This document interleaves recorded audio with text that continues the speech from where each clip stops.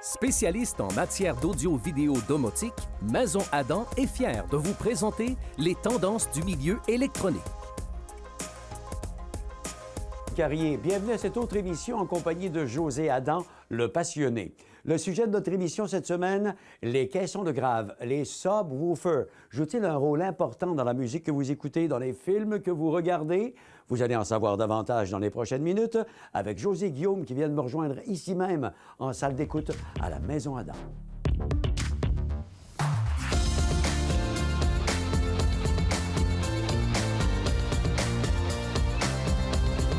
Maison Adam. Nous sommes bien installés dans une salle d'écoute à la Maison Adam avec mes experts que vous connaissez. José, bonjour. Bonjour, Michel. Guillaume, salut. Bonjour. Beau sujet aujourd'hui parce qu'on va parler d'un élément dont on n'a pas parlé souvent ensemble depuis le début de nos émissions, les subwoofers. On pense que c'est une petite boîte qui fait boum-boum dans le coin, là, mais c'est pas mal plus que ça et je suis content qu'on puisse montrer ça aux téléspectateurs aujourd'hui. Oui, montrer, démontrer aussi, expliquer les technologies, les différences. Puis c'est un petit peu pour boucler la boucle, comme on dit, là, parce que, veux pas, on a parlé des amplificateurs stéréo, on a parlé des amplificateurs cinéma-maison et des haut-parleurs. Donc, de parler de cette petite boîte-là qui joue un rôle important dans certaines circonstances, ça va être important de démystifier son rôle. Et je vais laisser Guillaume nous présenter ça. Oui, bien, il faut savoir que la majorité des caissons de base qu'on utilise aujourd'hui là, sont de type actif, sont extrêmement populaires là, parce qu'ils vont développer une très grande puissance. Aujourd'hui, là, les caissons de base actifs peuvent développer autant de puissance parce que la technologie des amplificateurs qu'ils utilisent, elle a beaucoup évolué. C'est des amplificateurs de type digital, donc ça prend beaucoup moins d'espace que des amplificateurs de type AB qu'on retrouve dans la plupart des amplificateurs stéréo puis cinéma maison. Fait que ça prend moins de volume, ça va dégager beaucoup plus de wattage qu'une amplification standard. OK. Fait que le caisson de base, il y a un rôle important parce qu'aujourd'hui, la plupart des haut-parleurs, bien, par rapport à ce qu'on avait à l'époque, sont plus petits pour épurer les pièces. Tu sais, la mode des haut-parleurs Serwin Vega, sûrement les gens s'en rappellent à la maison, là, ça avait des haut-parleurs de 10, 12, 14 pouces. Tu sais, ça développait des bases extrêmement puissantes. Aujourd'hui, on ne trouve plus ça. On retrouve des haut-parleurs qui sont plus raffinés, très précis, très détaillés, mais sont moins propices à développer une base extrêmement puissante, très, très profonde. Donc là, le caisson de base va venir combler ce manque-là, ce son-là qu'on aime retrouver. Oui, puis il faut savoir aussi qu'il y a différents types de technologies qui ont été développées au fil des ans.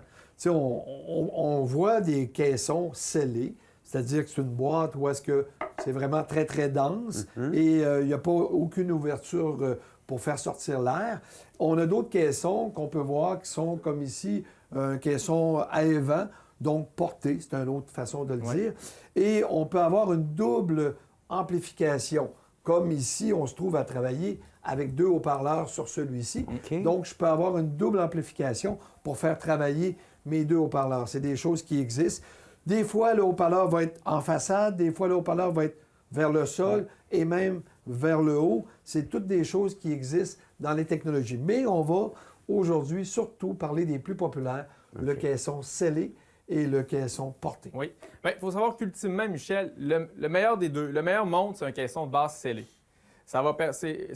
Les haut-parleurs, les caissons de base scellés, bien, ils vont avoir des bases qui sont plus rigides, beaucoup plus rapides puis dynamiques. Donc, ils vont avoir une plus belle continuité avec le haut-parleur stéréo. Fait que musicalement, on est plus dans la haute fidélité.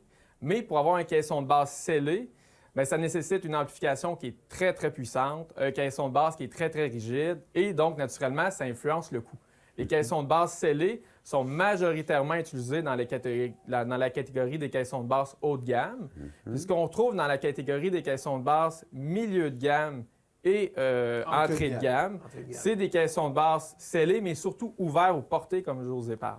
Donc, l'avantage du caisson de base porté, c'est que pour avoir une belle base qui est dynamique, qui a de la profondeur, bien, on a besoin d'une amplification qui est moins puissante. Donc, c'est majoritairement utilisé, puis ça permet d'avoir un caisson de base à un prix qui est plus abordable, évidemment. Alors là, vous me parlez de puissance. J'ai entendu ce mot-là. Quels sont les chiffres sur lesquels je peux me baser ou dois connaître quand on parle de puissance dans un sub? Écoute, les chiffres sont assez impressionnants quand on parle d'un caisson de basse. D'ailleurs, tu vas entendre des 150 watts à 250 watts pour les modèles d'entrée de gamme. Puis tu vas entendre de 1000 watts à aller jusqu'à 2000 watts pour des caissons de basse autour de 2000 $ et plus. Donc, ça te démontre qu'on parle naturellement d'un wattage pic à ce moment-là et non pas d'un wattage RMS. Donc, c'est pour ça que les chiffres sont si élevés. OK. Et je peux dire que c'est nécessaire d'avoir autant de puissance parce que, veut pas, surtout quand on a un caisson scellé, le haut-parleur est compressé. Donc, pour le faire bouger et pour qu'il nous donne des basses fréquences à l'extrême, ça prend beaucoup de puissance pour ça. OK. Puis, naturellement, un caisson de basse, on dit les choses élémentaires, bien, ça se branche dans le courant. On a absolument besoin d'une prise de courant proche où on l'installe. Vous regardez naturellement sur votre amplificateur une sortie où est-ce que c'est indiqué sub ou subwoofer pour le raccorder. Naturellement, si vous avez un ampli stéréo, ça prend cette sortie-là ou Guillaume pourra nous parler de d'autres possibilités. Oui. Bien, en fait, généralement, si on utilise un amplificateur cinéma maison, la prise sub-out est toujours très bien indiquée derrière notre amplificateur. Si on a un amplificateur cinéma maison très moderne, comme par exemple le SR75 ou le AVRX 3700 de Denon qu'on a parlé il y a une émission précédente, bien, sur ces amplificateurs-là, on va avoir deux sorties de caisson de basse. Et ce qui est intéressant, c'est que lorsqu'on va faire la calibration acoustique de notre amplificateur, lui, il va gérer les basses de manière différente. Donc, on a deux caissons de basse, mais qui ne vont pas jouer la même basse. Fait que ça permet vraiment de bien remplir une pièce qui est de plus grande dimension. C'est là, impressionnant. puis d'avoir une dynamique puis un réalisme dans les basses qui est encore plus poussé. Par contre, quand on utilise un amplificateur stéréo, c'est moitié-moitié. La moitié des amplificateurs stéréo, il y a une prise sub-out qui est identifiée. Puis les autres amplificateurs stéréo, on va devoir utiliser la prise pré-out qui est derrière l'amplificateur. C'est là qu'il faut faire attention avec la prise pré-out. Soit avoir une prise pré-out left puis right. Parce qu'à la base, ces prises-là sont utilisées pour des amplificateurs de puissance. Mais on peut l'utiliser pour un caisson de basse. OK. Ce qu'il faut faire, c'est de faire attention d'utiliser les deux prises, donc le left, le right, pour avoir la totalité des basses dans notre caisson. Mais cette prise-là ne coupera pas la fréquence. Ça veut dire que si on ne va pas ajuster la fréquence de son caisson de basse, on va entendre des voix dans le sub, puis on va avoir une basse qui est bourdonnante, qui est vraiment pas belle. Ouais. Donc, le truc, c'est d'aller chercher les spécificités de notre haut-parleur. Par exemple, j'ai un haut-parleur, je regarde ses caractéristiques, il va avoir une coupure de fréquence à 80 Hz. Donc, on retourne notre caisson de basse, on regarde le petit potentiomètre où on a l'ajustement des fréquences, puis on va venir ajuster l'ajustement des fréquences aux alentours de 80 Hz pour que ça se fasse une belle continuité avec notre haut-parleur. Des fois, ça arrive que c'est low pass, Oui. le nom de ce bouton-là. Là. Oui. Des fois, ça dit low frequency, mais des fois, c'est low pass. Oui, exactement. Fait que puis, on le reconnaît avec souvent, c'est dans on voit simplement la lettre HZ pour identifier les fréquences. Exact. Donc là, on peut venir ajouter la fréquence. Puis après, bien évidemment, c'est le volume. Là, on l'ajuste comme on aime. Il y en a qui adorent avoir du volume dans la basse, puis il y en a d'autres qui aiment ça avoir ça un petit peu plus subtil. Là. Ça, c'est une question de goût et de préférence. C'est ça. Simplement. Je vous écoute parler de ça, messieurs, et pour les gens qui nous regardent,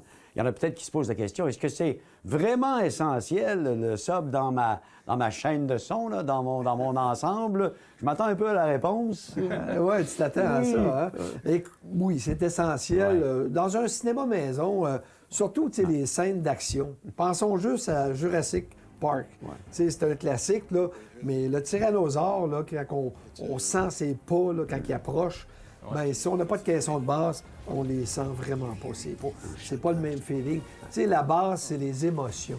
On le voit d'ailleurs quand on écoute, que ce soit une série, que ce soit un film, quand on arrive à un passage stressant dans un suspense, la basse, vraiment, ça vibre, ça bouge. C'est là pour vraiment aller chercher les émotions. Pour la musique, quand on tombe en musique, bien, je te dirais, ceux qui sont amateurs, qui aiment voir les spectacles, on remarquera toujours dans un spectacle, même si on est à l'extérieur, on va sentir la basse. Donc, le caisson de basse, puis il faut bien le choisir, devient important, justement, pour marier, pour jumeler avec ces haut-parleurs là, installés devant soi. Il faut que je vous fasse un aveu. En tout cas, j'en ai ajouté un, hein, vous le savez, vous autres, de toute manière, à mon ensemble de cinéma maison. J'en ai ajouté un nouveau système de basse. Et je ne pourrais pas m'en passer, finalement. Ça manquait vraiment. Il manque un peu, quand on ne l'a pas, il manque cette couleur-là qu'on veut aller chercher, dont tu parles si bien, José.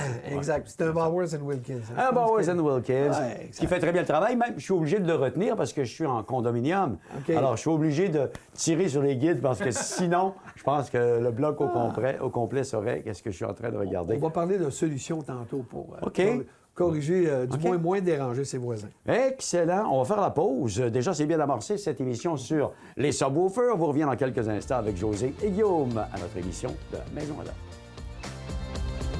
Maison Adam.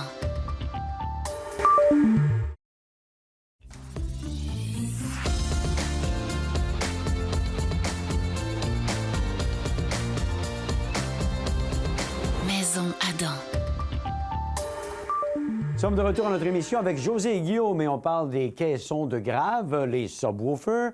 Messieurs, ce serait le temps de faire des précisions sur les catégories de produits. On va y aller en termes de prix, José, comme ça qu'on commence. Oui, on pourrait commencer à parler, si tu veux, de le prix le plus populaire, qui est souvent en bas de 1 000 les compagnies qui se démarquent vraiment dans ces produits-là, puis chacun a leur caisson, si tu veux, différent. Là. Ils ont toutes des particularités.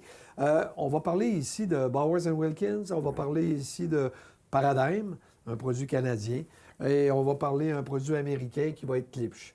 Donc, ces trois compagnies-là ont des produits très intéressants dans la gamme de prix en bas de 1 000 Si on prend un exemple, chez Bowers, les petits ASW 608 et 610, qui sont un caisson avec un 8 pouces et un caisson avec un 10 pouces. On parle de 150 watts peak sur le petit modèle et on parle d'un 250 watts peak sur le plus gros modèle des deux. C'est sûr que c'est pas de la grande puissance, mais ça va satisfaire dans bien des cas parce qu'on a un caisson scellé.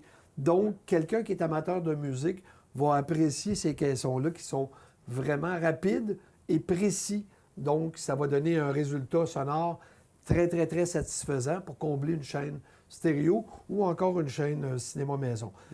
Un autre point que je veux souligner, des fois, quand on n'a pas beaucoup de puissance comme ça, c'est vraiment des caissons qui sont parfaits pour aller dans les condominiums. Parfait. Comme chez vous. Oui, et voilà. Oui, puis absolument. Puis si on regarde du côté de Paradigm, ils ont une avenue un peu différente de celle de Bowers & Wilkins. Donc, comme José disait, BW, c'est vraiment des subs qui s'adaptent plus pour la musique, pour les condominiums. Paradigm, on retrouve les caissons de base Défiance, le modèle V8, V10 et V12. C'est différent. Eux n'utilisent pas des caissons de base scellés, mais des caissons de base portés. Le modèle Défiance V8 va développer une puissance d'à peu près 150 watts peak, similaire au petit modèle de BW. Mais ce qui est surtout intéressant, c'est les modèles Défiance V10 et V12, parce qu'ils vont se démarquer avec quelque chose d'intéressant. D'abord, ils ont une amplification qui est plus puissante, c'est 250 watts peak, et parce qu'ils vont intégrer un système de calibration acoustique. Donc, avec ces caissons de basse, on télécharge une application sur son téléphone, et le caisson de basse va utiliser le microphone du téléphone pour ajuster le rendu des basses en fonction de l'acoustique de la pièce. Ça, c'est important parce que les basses fréquences, c'est souvent le haut-parleur qui est le plus difficile à positionner dans son environnement. Bien. Alors, moi, j'ai opté donc pour le condo, comme je vous le disais, pour le ASW 608. Mais si je voulais avoir plus de puissance, par exemple, est-ce que c'est intéressant d'aller dans un produit supérieur? Oui, bien, peut-être pas supérieur. Il y a la compagnie américaine Klipsch qui offre un son que les amateurs de rock vont reconnaître, puis pourquoi ils aiment la compagnie Klipsch. Donc, ils ont le modèle SPL 100 qui est extrêmement puissant. Il n'est peut-être pas aussi raffiné qu'un BW, il a une aussi belle finition qu'un Paradigm. Il n'y a pas de système de calibration intégré non plus, mais lui, il intègre un amplificateur de 450 watts peak, donc c'est extrêmement puissant. C'est un caisson de basse qui va développer une basse qui est très, très énergique, donc c'est idéal pour le cinéma, quelqu'un qui veut de la performance, quelqu'un qui veut se sentir un peu un concert live, avoir beaucoup de puissance. Aussi, pour la musique, c'est très, très bien. Donc, le SPS 100, dans sa puissance, va se démarquer là, dans les caissons de base, je te dis, en bas de 1 000 Fait que ça, on l'oublie pour les condominiums. Ça. Oui. Ouais, lui, on l'oublie. on passe à côté. Mais si, par exemple, des gens en veulent davantage ou sont installés en fonction de ça, est-ce que ça vaut vraiment la peine d'investir plus d'argent là-dessus, José? Bien, dépasser les 1 000 oui, ça vaut la peine. Écoute, c'est certain que quand on veut aller chercher un caisson pour remplir une pièce plus grande, un air ouverte, aussi, quand on décide d'avoir sa propre pièce en cinéma maison, puis qu'on veut avoir un rendu sonore vraiment impressionnant, oui, ça vaut la peine parce que les compagnies, justement, investissent encore plus sur la qualité des composantes. Aussi, le cabinet est beaucoup plus dense, plus rigide. On le voit même au poids. Je veux dire, on va souvent, des fois, doubler quasiment le poids d'un caisson de basse là, quand on est plus haut de gamme. Donc, tous ces éléments-là vont donner plus de performance. dans différentes pièces, différents formats de pièces. Si on regarde, par exemple, dans les caissons de basse plus haut de gamme, milieu de gamme, bien, si on regarde d'abord BW, BW dans le milieu de gamme, bien entendu, ils poursuivent avec des caissons de basse scellés. Ils ont deux modèles qu'on retrouve le plus souvent. C'est le modèle ASW 610 XP. Lui, physiquement, là, il est identique au modèle ASW 110 dont on vient juste de parler. Sauf qu'à la différence, il y a un amplificateur de 500 watts plutôt que 240 watts. Ça se reflète sur le poids. Là. Il fait 42 livres plutôt que 27 livres. Fait que c'est un caisson de basse. Comme il y a une amplification plus puissante, la basse est plus dynamique, elle est plus performante. Ça convient plus aussi pour une utilisation qui est cinéma maison. Si on augmente encore un petit peu le budget, là, on va tomber dans la série DB4 chez BW. Là, on a une finition qui est beaucoup plus belle, un caisson de basse qui est laqué. Mais le plus important, c'est le haut-parleur. C'est un haut-parleur de 10 pouces qui est en aérofoil. L'aérofoil, c'est le même matériel que Bowers & Wilkins utilise dans leur série Diamonds. Fait que ça, c'est vraiment un caisson de basse qui s'adresse aux mélomanes qui veulent une basse qui va être vraiment en fusion avec ces haut-parleurs type tour pour garder une haute fidélité sonore, mais aller rechercher des fois la profondeur de son qu'un haut-parleur n'est pas toujours capable de développer. Puis, dans cette même lignée-là, la série DB, on a aussi ce qu'on appelle le DB3. Puis, ça va descendre comme ça jusqu'au DB1. Oui. On va avoir justement le principe, comme on voit ici, avec deux membranes, c'est-à-dire deux haut-parleurs.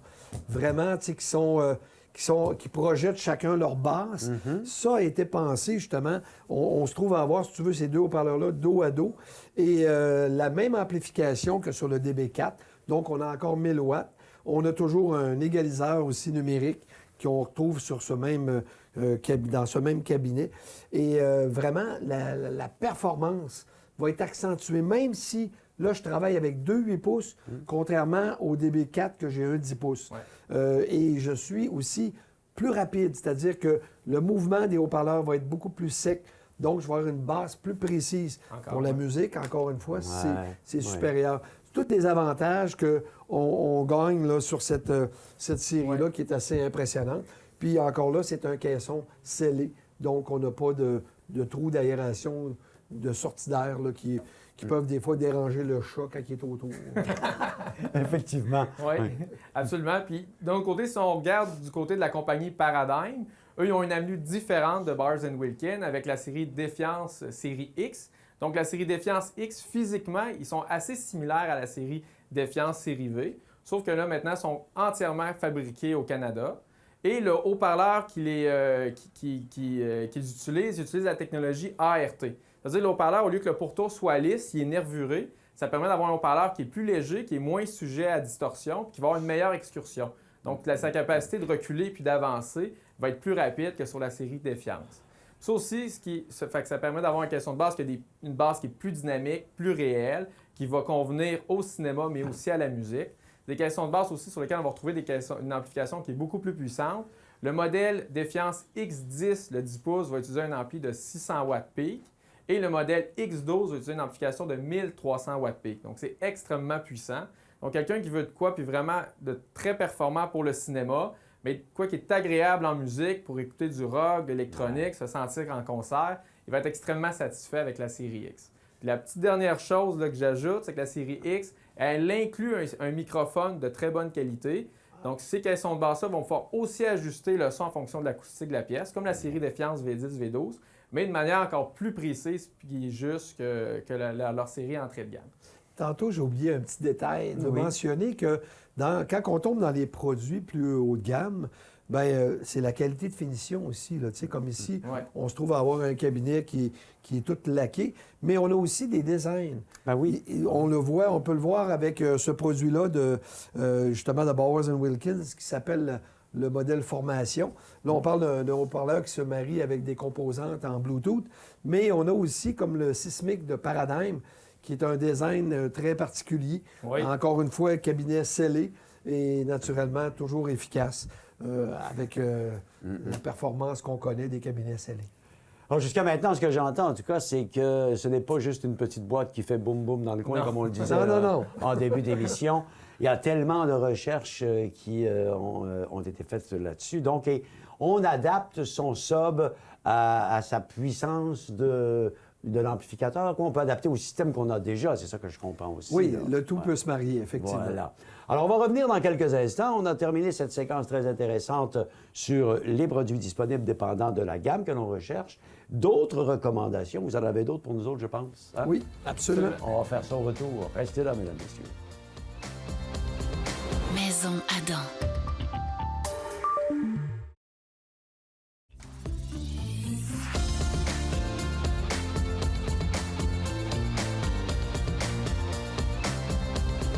Maison Adam. Nous sommes de retour pour conclure notre émission en compagnie de José et Guillaume sur les caissons de Grave. Messieurs, on a appris plein de choses intéressantes depuis le début de l'émission et je suis sûr que vous avez encore d'autres petites recommandations à nous faire pour maximiser l'utilisation de nos caissons de Je Grave. veux dire des grandes recommandations. Des grandes recommandations, si tu veux. Ben écoute, au départ, il y a une chose importante que les gens ont besoin de savoir, c'est qu'il y a moyen de positionner son caisson de base pour maximiser le rendement dans sa pièce. Et c'est sûr et certain que, surtout quand on n'a pas un système de calibration automatisé, là, c'est important ce que je vais donner comme recommandation. On va au départ choisir une pièce musicale. Hein. On va se trouver une pièce comme genre Vogue de Madonna, OK. où est-ce qu'on a un bon rythme de basse. Et par la suite, on va prendre son caisson de basse et on va l'emmener à l'endroit où est-ce qu'on s'assoit.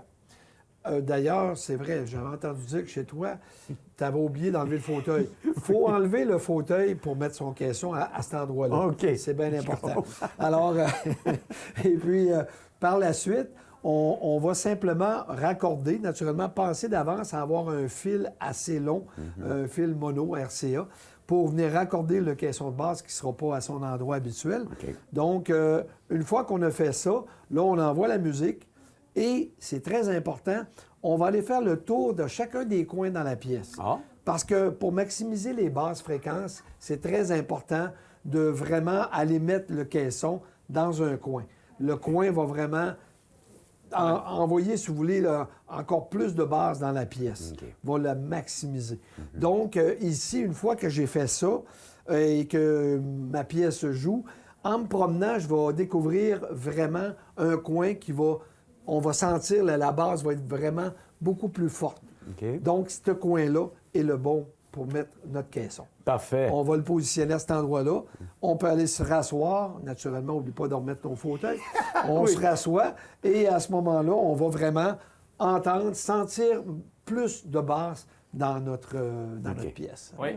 Puis pour une utilisation stéréophonique, Michel, c'est un petit peu différent, dépendamment du genre de basse qu'on veut. Si on veut une basse qui est plus en harmonie avec les haut-parleurs, là, on va recommander de mettre le caisson de basse entre nos enceintes, entre nos haut-parleurs principaux. OK.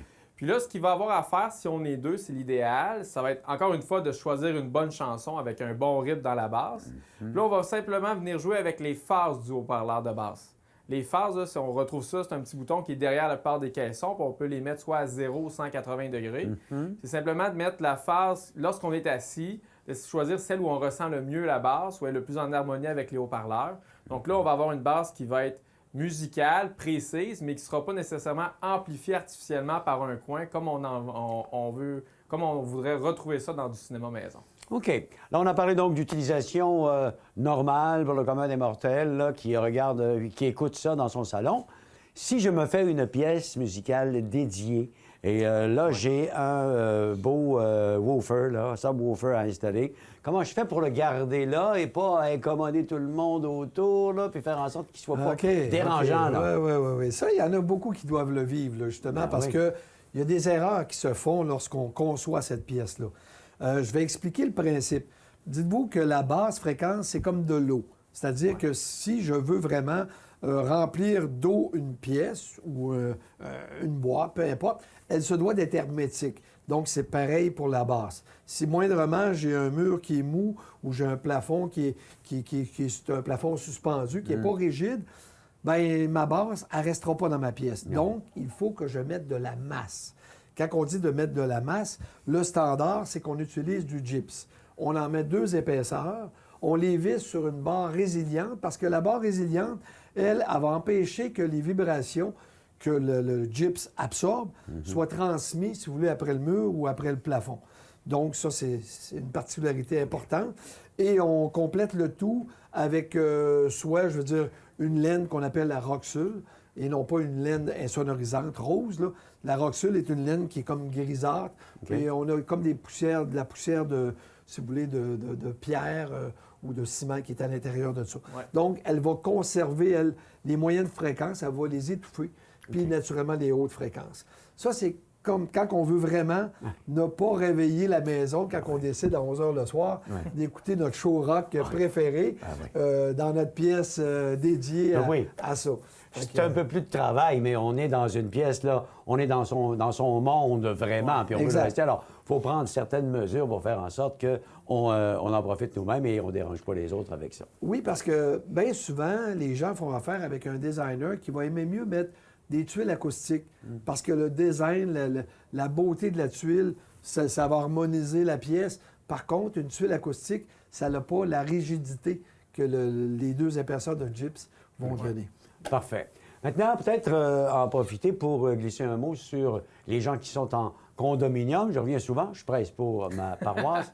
Moi, j'ai un système dont je vous ai parlé tout à l'heure qui me permet donc un minimum de bruit, mais si je voulais avoir un petit peu de puissance, Guillaume, est-ce que tu as quelque chose à me proposer pour atténuer un peu les effets sur les autres? Oui, absolument. Là, il y a une compagnie qui s'appelle ISO Acoustique là, qui ont des produits qui vont permettre d'isoler les caissons de basse, mais aussi nos haut-parleurs du plancher. Fait que les produits isoacoustiques, ce que ça va faire, c'est que ça va venir éliminer la vibration que le haut-parleur va créer sur la surface, sur le plancher. Parce que le plancher va vibrer. Il est conducteur, là, lui. Là. Il est conducteur, oui, exactement. Ouais. Le fait que le son se conduit dans le plancher, bien, le son se propage davantage chez les voisins. Puis aussi, il va nuire un petit peu à la qualité sonore. Il va créer des ondes stationnaires qui vont venir camoufler ou teinter certaines fréquences, là, autant dans les basses, dans les médiums que les aigus. Donc, les isoacoustiques ont vraiment des supports adaptés pour les caissons de basse. Puis, comme José Laitier, d'autres supports qui vont être vraiment faits pour les enceintes type tour. OK. Puis, ça apporte une image sonore qui est beaucoup plus belle, précise, là, que lorsqu'on les dépose directement au sol. Donc, ça, c'est un exemple parfait de produit là, qui peut être utilisé en condo ou à la maison, là, si on veut des fois bonifier un peu, améliorer la qualité sonore de son ensemble cinéma-maison, de sa chaîne stéréo. Excellent. Alors, ça me donne une option peut-être pour avoir un petit peu plus de puissance éventuellement. On verra ça en temps et lieu. C'est presque la fin de l'émission. On a appris beaucoup de choses. On peut aller sur maisonadan.ca pour avoir plus de détails. Toujours. Choix de José? Choix de José dans les caissons de basse aussi. Oui. Alors, à ce moment-là, on va chercher toute l'information. En plus de regarder ces émissions, vous nous donnez tellement d'informations. Messieurs, je vous remercie beaucoup encore une fois. On a appris beaucoup de choses intéressantes. Merci, José.